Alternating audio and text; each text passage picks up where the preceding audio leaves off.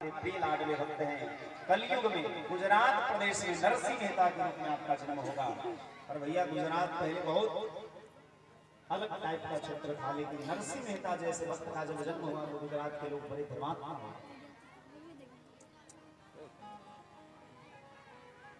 जरासंध ने ब्राह्मणों को आगे विदा करके और भगवान की नगरी पर आक्रमण किया तो भगवान भाग गए, रणछोड़ कहलाए, भाग करके प्रवर्षण पर्वत पर चढ़ गए। और भगवान जब प्रवर्षण पर्वत पर चढ़ गए तो जरासंध ने चारों तरफ से उस पहाड़ में आग लगा दी। भगवान समुद्र में कूद गए। विश्वकर्मा जी को बुला करके भगवान ने कहा द्वारिका नगरी का निर्माण करिए। विश्वकर्मा जी ने आकर के रातों रात द्वारिका नगरी का निर्माण किया। भगवान सभी वेदवंशियों को लेकर के द्वारिका में ले आते हैं और आनंद रहने लगते हैं। भगवान का प्रथम विवाह रुक्मिणी मैया के साथ हुआ।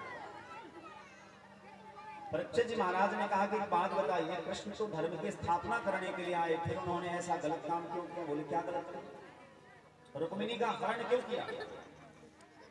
तब जाकर के परीक्षित जी महाराज को विस्तार से भगवान श्री सुखदेव स्वामी रुक्मिणी कृष्ण के विवाह की कथा बताते हैं कि देखो भगवान ने रुक्मिणी का हरण नहीं किया, मन ही मन रुक्मिणी भगवान को अपना पति मान चुकी थी और भगवान भी अपनी पत्नी मान चुके थे रुक्मिणी को। क्यों? बोले नारद बाबा कभी कभी रुक्मिणी मैया जिस नगर की राजकुमारी है, विदर्भ देश की राजकुमारी है, वहां जाकर के भगवान का गुणगान करते थे और भगवान के पास आकर के रुक्मिणी के सौंदर्य का वर्णन करते थे। एक दिन रुक्मिणी के भाई रुक्मिणी ने देखा कि हमारी बहन ब्याह के लायक हो गई है, तो शिशुपाल के साथ, चेदी नरेश शिशुपाल के साथ जो भगवान का मौसेरा भाई था उसके साथ विवाह सुनिश्चित किया। लेकिन रुक्मिणी मैया को मन ही मन भगवान कृष्ण को मानती थी। एक ब्राह्मण को बुला करके पत्र लिखा और पत्र लेकर के कहा कि जाओ भगवान से द्वारिकाधीश को दे देना, केवल 2-3 दिन समय है, भगवान से कहना कि विलंब न करे। ब्राह्मण देवता पत्र लेकर के आए, भगवान के हाथ में दिया। भोजन करते समय भगवान ने पत्र को पराउस में लिखा था, श्रुत्वा गुणान् भुवन सुंदर संवदान्ते निरविश्य कर्ण विवरे हरतोंगतापम्। हे प्रभु आपका गुणगान सुनकर के मैं बड़ा प्रसन्न हूँ। श्रुत्वा गुणान् भुवन सुंदर संवदामते निर्विश्य कर्ण विवरे हरतोंगतापम्। आपकी कथा सुनकर के हमारे सारे पाप ताप नष्ट हो गए हैं और मन ही मन मैंने आपको पति के रूप में स्वीकार कर लिया है। आपके साथ विवाह होगा तभी मैं जीवित रहूंगी, नहीं तो मैं मर जाऊंगी। भगवान ने देखा कि विलंब किया तो अनर्थ हो जाएगा। रथ पर तुरंत सवार हुए, उस ब्राह्मण को लेकर के भगवान बैठ गए और तुरंत सारथी को कहे तेज गति से रथ चलाओ। बलदाव भैया को पता चला कि कृष्ण बिना कहे सुने चला गया, कहीं कोई घेर न ले, कहीं कोई युद्ध न हो जाए। तो बलराम जी भी पीछे से सारी सेना को लेकर के भीष्मक देश की ओर बढ़ते हैं। भगवान जैसे गए, रुक्मिणी मैया का प्राण मानो छूटा जा रहा था। ब्राह्मण लौट करके नहीं आए हैं, लेकिन अचानक से ब्राह्मण की आंखों के सामने प्रकट हुए।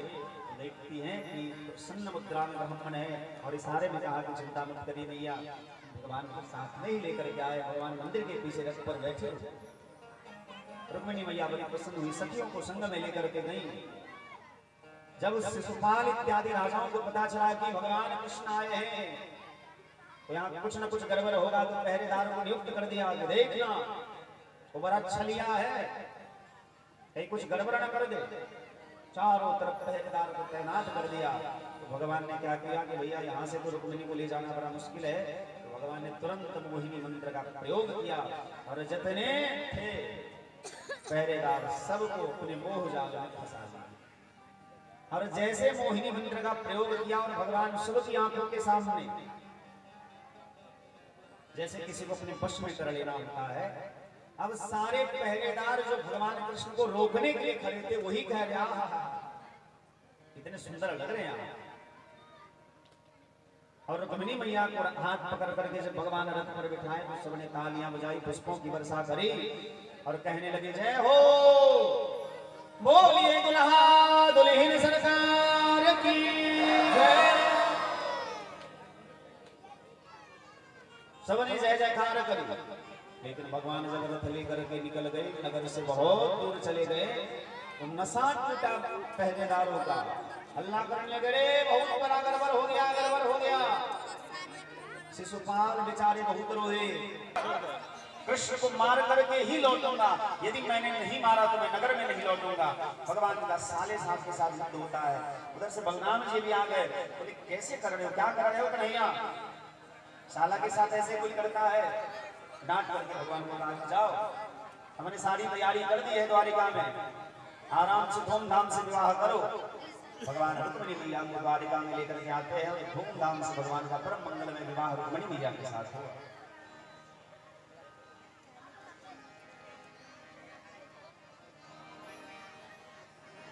आओ मेरी सखियां मुझे मेहंदी लगा दो,